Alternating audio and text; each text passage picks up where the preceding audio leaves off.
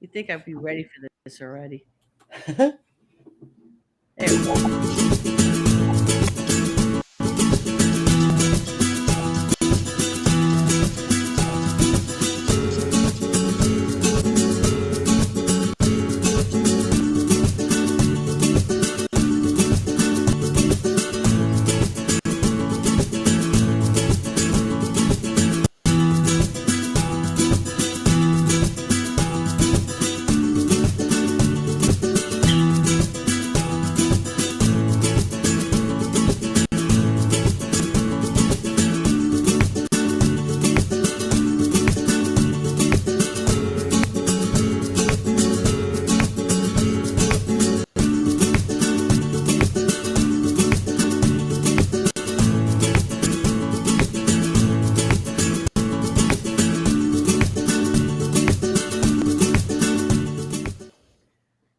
Okay.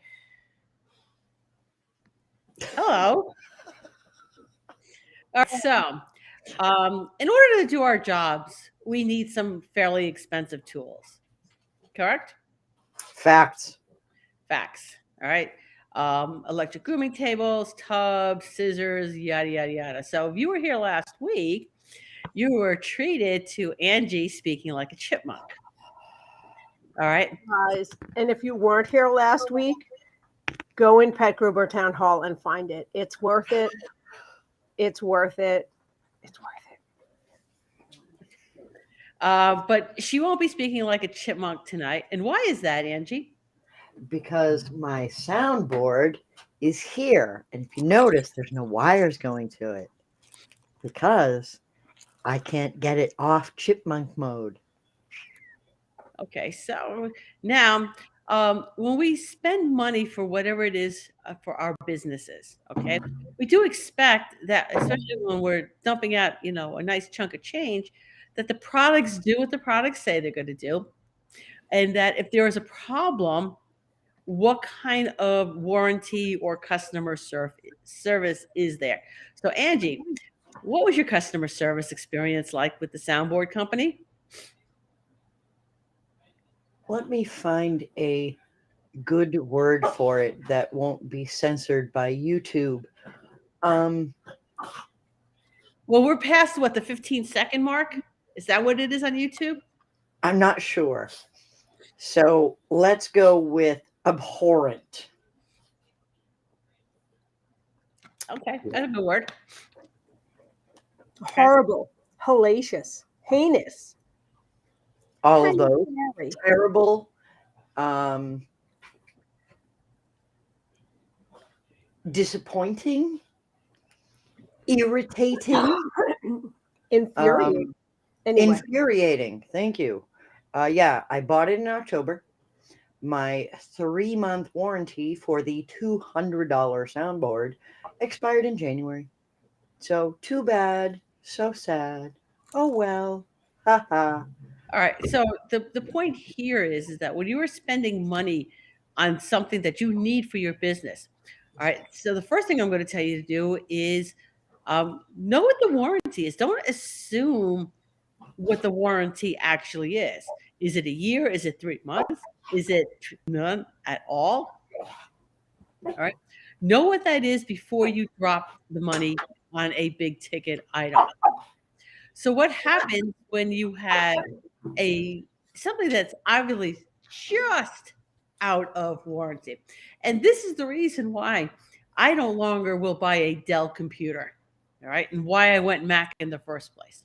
Because literally to the day after the warranty expired, that computer would die and it'd be like, you're past warranty. Yeah, 1 day past warranty. Should have called us yesterday. Okay.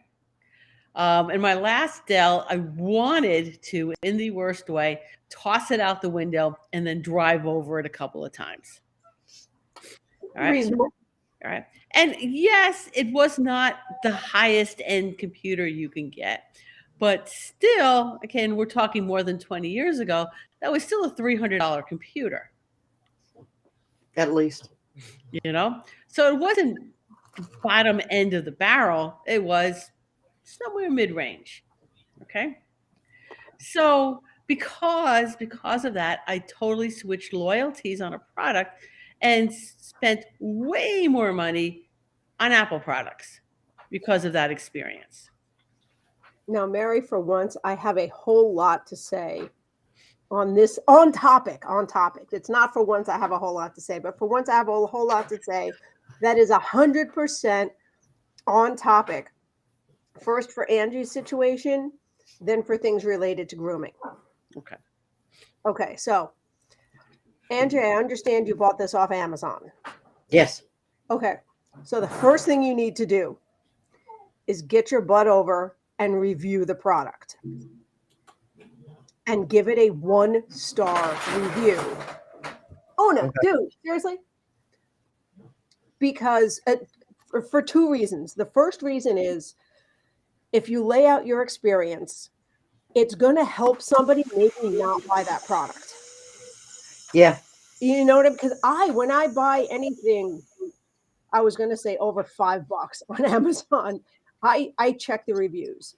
If it's over a certain amount, I actually read, and I read the low reviews, and I read a couple of the high ones, but I read the low ones to see what the problems are. So that's the first reason. The second reason, because this has worked in my favor, sometimes with some of these smaller companies, smaller, like the no brand name companies, they will check their reviews. And because they know exactly how bad that review will impact them, you have a really good shot of getting sent a free one to fix. Okay, yeah, hey, no. Let's rephrase that. Not a No, free, not a free one, a A replacement. replacement. a replacement for something that died For something 4.5 they should months. have. So then you can up your review. Actually, the headphones I bought. Remember, I finally bought like shooting earbuds. Yeah. I kept meaning to go and update my review because they worked fantastically for about 2 months. And then they stopped working. They just turning on and off and on and off, and they just kind of like imploded. And honestly, I think the problem is because I don't always wear them as a pair. Because I'm house call, I want to hear what's Be able going to on. hear what's going on. Yeah. only That's how I have wear one. mine too. It's just I one. only have one unless I'm blow drying. Then I have 2, and then I switch. So one is always charging, and I think that scrambled its little brain. Um, So they sent me a replacement pair of the newer upgraded version. And I haven't gotten around to updating my review yet because there are still times where it scrambles its little brain, where it's now showing as 2 separate headphones instead of 1. But then I just tell my phone to forget both of them, sync it back up, and then it's good for another like couple days to a week. Okay. So it is working. It is much better. All right. So yes, a lot of times you will be able to get a replacement that way. All right. So whenever there's a problem with a product, you should be able to contact the company and get the customer service that you deserve. Now, to frame this a little bit, that doesn't mean you call up, bitch about a product that either you damaged or is way past warranty. Okay. And when I mean way past warranty, in the case of Angie, you know what? If they're giving like a 3-month warranty, then you know what? If it goes within 6 months, they should still honor that. Yeah. Okay. So we're not saying be jerks about this because you know what? It costs money to make the product. And when they don't have to still send out another unit without getting compensated for that, then they're losing money. All right. So be reasonable, all right, on your expectations, but contact the company first. But there are always options for when you can't get anywhere with a company on something that is obviously defective. Okay. So I actually have a story about this as far as grooming equipment. Okay, so I have lots of them. I bought a pair of grooming shears 12 years ago, maybe 13 years ago. And yeah, actually, it is about my soundboard. So to bring it into grooming, I bought a pair of grooming shears 12, 13 years ago, somewhere in that area. And they fell apart. Now, mind you, I use these shears every day. Every day. And I was like, ah. So I sent him back to the company and I said, I know this company. you might. I might. You might. And I sent him back and I said, I understand if these can't be fixed. But please, if there's any way you can fix them, whatever it costs, I will pay to have these fixed. These are my favorite shears. So please make them be one again. Because the two pieces were two pieces and they wouldn't go back together. And they said, oh, you have a lifetime warranty. So we're sending you new shears. What's the address again? Mm-hmm. What? The what? Mm-hmm. And I'm like, Uh-huh. oh, okay. Well, what do I have to? Those are like 12, 13 years old. So Mhm. what do I have to pay for the exchange to the new upgraded, better set? Because I'm willing to pay that. Let me guess, you Because had I recognize the fact that the ones I had were not the like new, ooh, it's like got the thing and all the stuff and I'm like, that's fine. I'll just, how much? And she's like, they're guaranteed for life. We're just sending you a new pair. So again, what's the address? Like, oh my God. All right. And there's a lot of times there is a lifetime warranty because, and I'm not going to name the manufacturer on air. All right. Where I have had a pair of scissors with a lifetime warranty, and they were not honored. Well, I will tell you straight up, mine was Evolution shears. Mine was not. And additionally, get this. So I was at Intergroom 2019, 2018, 2019. This groomer brought shears to them. She had closed them in her accordion table. Oh my God. They still were have like, "Wah, wah, wah, wah, wah, wah." I looked at those and my stomach bottomed out. I was just like, oh my God. And the she's handle like, went. yeah. And so she says to Mo, she's like, can you fix it, please? And Abby looked at those and went, no, no. And you could see her eyes rim with tears. She's like, okay, thank you. And Abby's like, where are you going? And she's like, I can't afford another pair right now. And Abby's like, they're guaranteed for life. Give me the shears. And she's like, I close these in my table. And Abby's like, yeah, give me the shears. And she took the shears and gave her a new set. The girl was just like, tears. And those were a pair of 7-inch chunkers. So like Abby may or may not have cried just a little bit inside too, because they're not cheap shears. Right. We were actually talking about this at the hotel at Groom Expo West because Mindy wasn't with us during the first generation of shears where it was a manufacturing issue. And the manufacturer talked us into doing things a certain way because it would be so much better. And every pair broke, Angie. I don't think a lot of people know this part of the story. Every pair of the first generations, there's still like a mystical few out there that may have survived. You have like one or two first gens, and we treat them very gently, and we're like, but if at any point where it looks like it's going to go, she'll replace them. But she replaced everyone, and we have a little bit of PTSD from that. I think it was like the second and third year.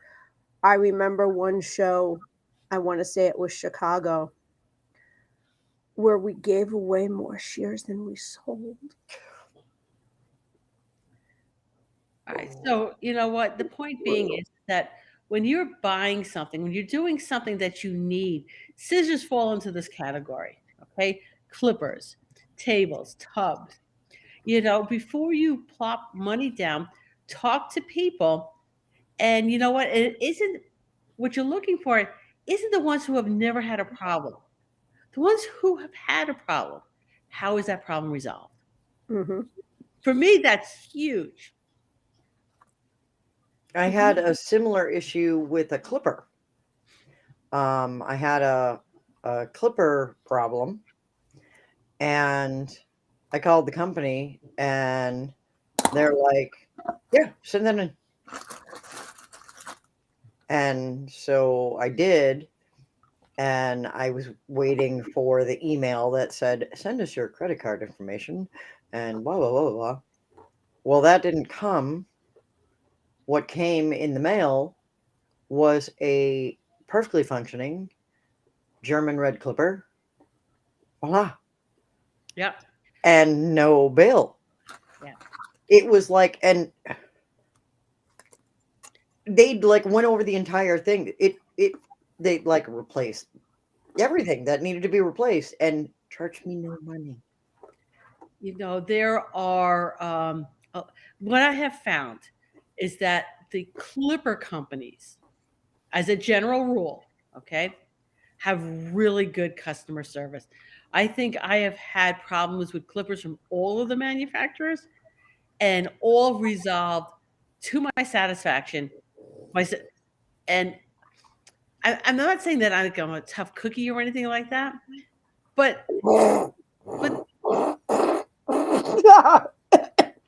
I'm sorry.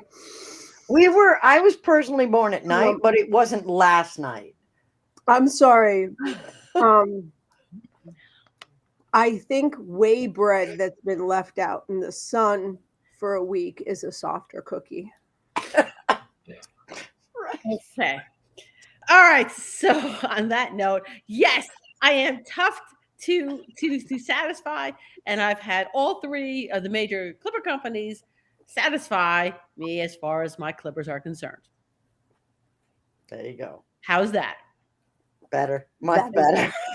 A little Now- more on target. That's a little, yeah. I'm not a tough Now- cookie. I wanna take a absolutely related tangent regarding scissor warranties, and because I touch on this in my shears class, and I just gave it again last night, so it's like fresh in my brain. How many of you, if you've ever watched Forged in Fire, which is a reality show, oh my God, as a groomers who deal with metal and shears, just at least watch one episode. It's fascinating. It's very cool. But they basically have a limited amount of time and specific parameters and resources, and smiths actually make a knife.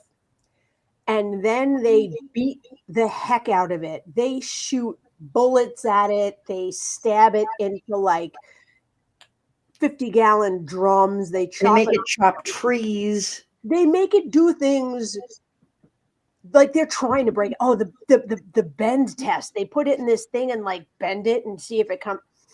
It's brutal. And if it breaks, if there's a crack, it's the smith's fault, because there was a flaw. And they always open it up and they show the grain and they're like, this is what it snapped. Here's what happened. You got a really coarse grain structure, or you see this little dark spot. This is what happened right here. So that being said, I know a lot of scissor companies have very specific warranties, like you have to have their people sharpen it and this and that. And whatever, that is their prerogative. I'm not dissing that. But if something snaps, like if you get a crack in your blade, I don't care who sharpened it. I don't care if you took like a nail file to it and sharpened it. You're not going to cause that. That is a forging process.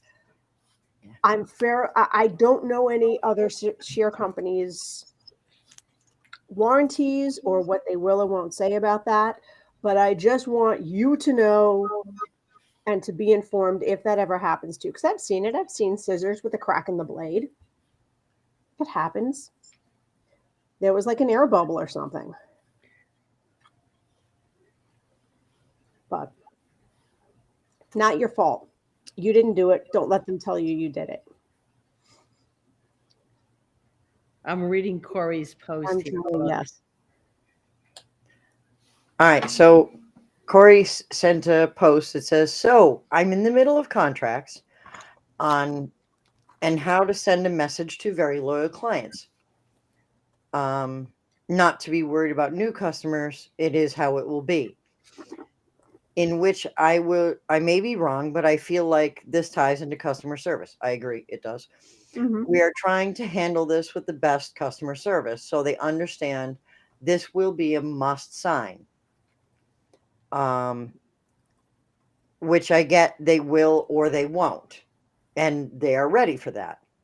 But customer service is how I want to handle this best. Love to hear my ladies' thoughts." Ooh. Okay.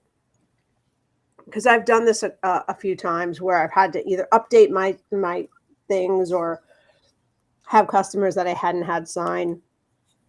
And Mary's going to have a different take on it because we're different people, and she's a not a soft chewy cookie. I like to We softball it. determined that already. Thank you, Chris. I'm just reiterating. I like to softball it, and I very often when I'm feeling I will blame outside people that may or may not exist. My accountant, my family's attorney, we're going over my business structure, or it's the new year. I'm getting my ducks in a row. I'm getting all my paperwork squared away. This is what I need to do. And if they don't want to sign it, then you have to make a decision if you want to continue with them as customers. But if it's something to protect you and to protect your business, just tell them, I understand, I love grooming Fluffy, but as a business owner, sometimes businesses have to play, and it depends on how casual you are with your customer. Sometimes businesses have to play CYA. I need to run my business like a business. This is what I need to do that. This is what my accountant has suggested. This is what my business manager has suggested. Okay. Lawyer, however you want to put it. You feel free to blame somebody else. This is what I got to do. And that's very a valid way to do it. I would always blame my price increases. Hey, I just had a meeting with my accountant, and these are the new prices for the year. Okay. And this left it at that. I remember the first time that I got really serious with my forms and my waivers and all that sort of good stuff. So I literally had like a stack, and all my clients had to sign it. So, and I think fortunately for me, the first person who I gave it to was actually a lawyer, right? And he took a look at it and he read it and he goes, "Lawyering up here, Mary?" And I go, "Yeah." And he's like, "It's about time." Nice. All right, There so you I have go. a completely different take. Are you done with yours, Mary? Yeah. Just All go right. do it. Go ahead. Okay, so I do yearly price increases. I change my terms of service when it's necessary. I add things. I have a on my intake form. It says that if you no call, no show, going forward, you will always prepay appointments, and these prepayment for the full appointment price is non-refundable. And if they choose not to sign that, which has happened once, then I say I thank you for coming. and I'm sorry I'll be unable to service you. Um, I do not blame anyone. Um, I want them. This is my personality. I am type A plus plus plus. I want them to recognize that one, price increases are at my discretion, and it's my decision. And I pay my people well. They deserve to be paid well. And when every January 1st, there will be a price increase because my staff will be paid accordingly. And every January 1st, I do a price increase because I have chosen to give my staff a raise because they deserve it, because they are the best. And I do. I have the best staff. There is no one better. Additionally, if somebody asks why there's a change in terms of service, because I felt it was necessary. Because we have had issues, and this will solve the issues. And if they choose not to sign it, then I thank you very much for coming. And you are not my customer. I will gladly give you a list of other grooming salons in the area, which I have already typed up, printed out, and in a folder on my desk. And I actually did that to a woman. And I said, "Oh, I understand." And I handed her the list. And she said, "What's that?" And I said, "That's a list of other grooming salons in the area. So that way you can find another groomer." And she's like, "Wait, what? No, I don't want another groomer." And I said, "I'm sorry. I will only service customers that follow my policies. So thank you very much." And I started to walk away because, as far as I'm concerned, this discussion is over. Either you sign the form or get the hell out. And she's like, "Wait, no." And she's like, "There's no other way I'll groom my dog." And I said, "No. Thank you. Have a nice day." And I opened the half door and I started walking away. She's like, wait, I'll sign it. And I said, "I don't want you to sign it under duress. I'm just explaining to you that I do not service customers that don't follow my policies. So I do not want you to feel that you are under duress and are forced to sign it." And she said, "I'm not under duress." He's totally under duress. And then she signed the form, and I gave her a copy, and I said, "Okay, so let me do the intake." And I did the intake on the dog, and then she signed the form for the eye boogies and the ear stuff. And she's like, "I'm signing a lot of forms today." And I'm like, "Yes, you are." And that is why Angie is on the short list. And by short list, I mean there's two. There's two people that I would consider working for if I considered having a boss again. There's two people on that list, and Angie's one of them. But the other one is Amy Peller. All right, I know it's not me because I would make you miserable. Oh my God, no! I love you. Could not work for you. No, it's Angie and Amy Peller are the two short list. Wagon Shine in New Jersey. She's always looking for groomers. I would work for her. Anyway, plug. So let me address some of the comments because now, first of all, yes, Ashley, he was kind of trying to puke and kind of coughing. I heard it. We're good. He's okay. And Corey, I got to address something you said, and I love you. This is not at you. This is not at you. This is me having almost finished my glass of wine after a grooming day, and something in one of your comments shoved me on a soapbox, just shoved me up there. So if I sound heated, I swear it's not at you.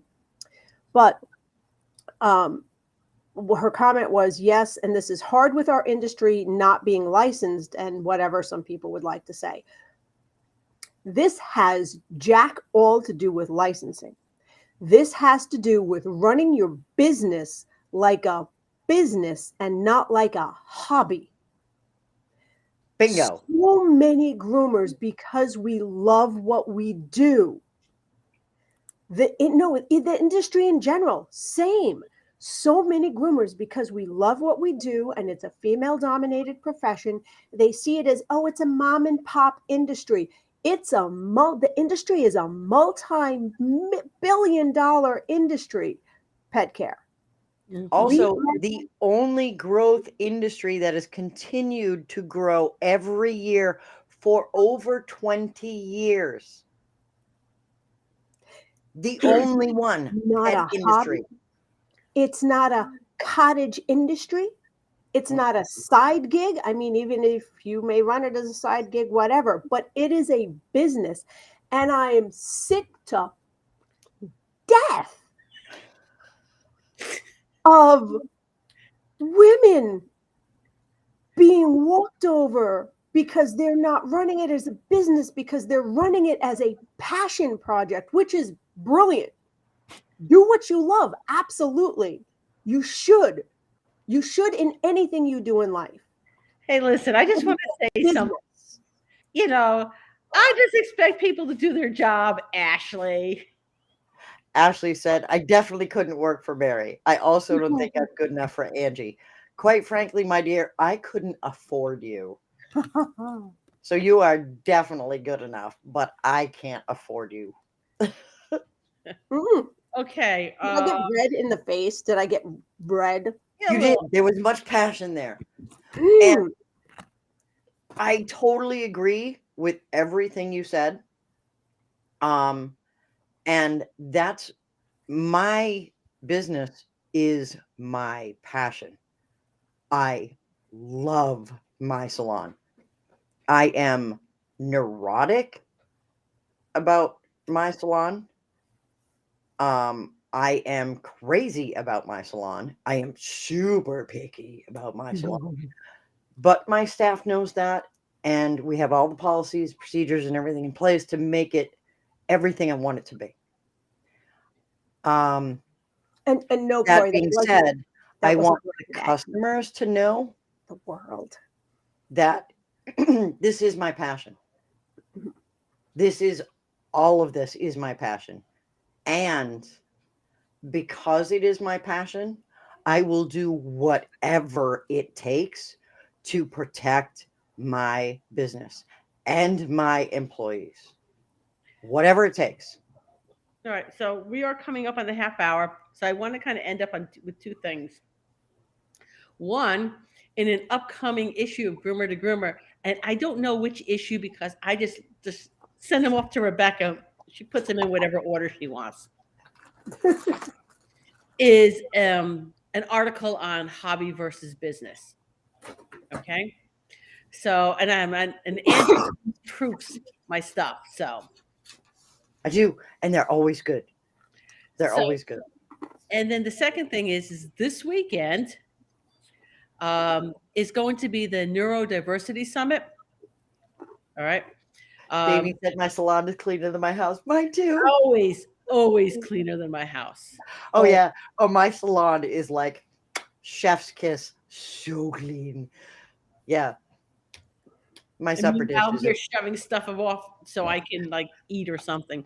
But By the anyway, way, yes. I would also like to say, for the record, for those of watching, is it the same neurodiversity summit that was like last year? No, we got different speakers. Okay, because it was at the neurodiversity summit last year that I listened to a class because a friend of mine was teaching it, and I wanted to support her and like tell her how great she did. And it was about running a business, having ADD.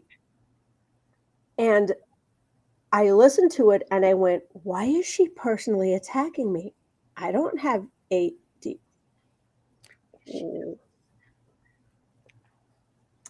Y'all, that's how I found out and started to suspect. ADHD with hyperactivity. Yeah. Diagnosed. So Chris is like, yeah, I think I have ADHD. And I'm like, yeah, And we know. we've known this for some Tell me.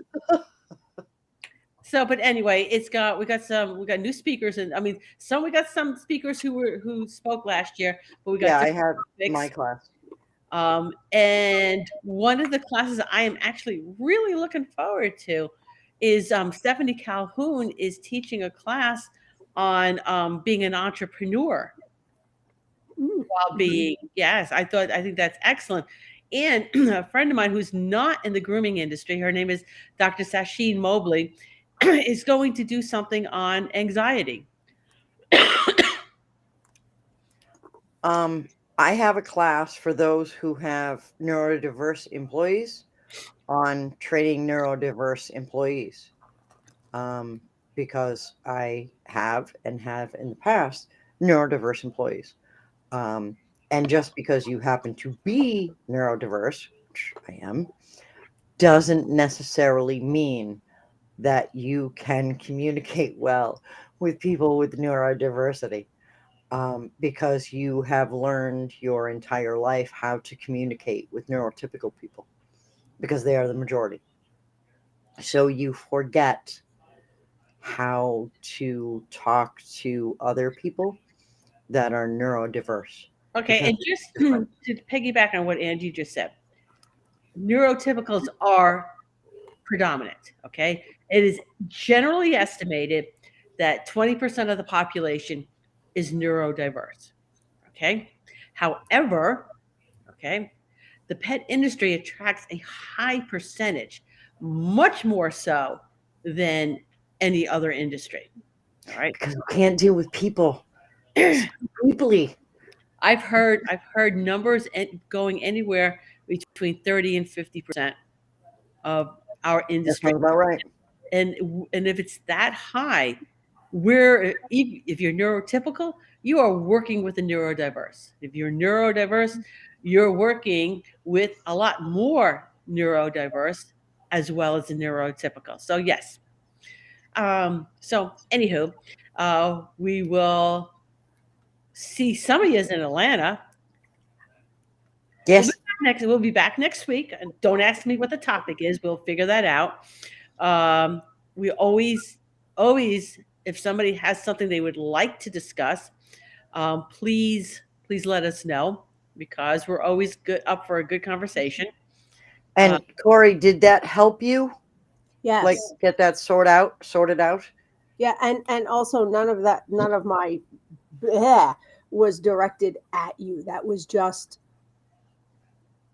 your comment was a trigger to something I've heard so often. Okay, maybe yes, maybe that's a yes. I hope that's a yes. Okay, so we will see everybody next week. Again, if you have a topic, please let us know what it is you would like to discuss.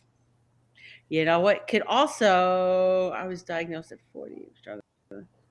Okay. Okay, so maybe we do. That summit would help You know you. what? You know who I think maybe I would like to get on here? I'll talk about it when we go off air. Okay, it'll be a surprise. It'll be a surprise. Okay. Check So- out that summit, Amy. Yeah. All right. So we'll see everybody next week.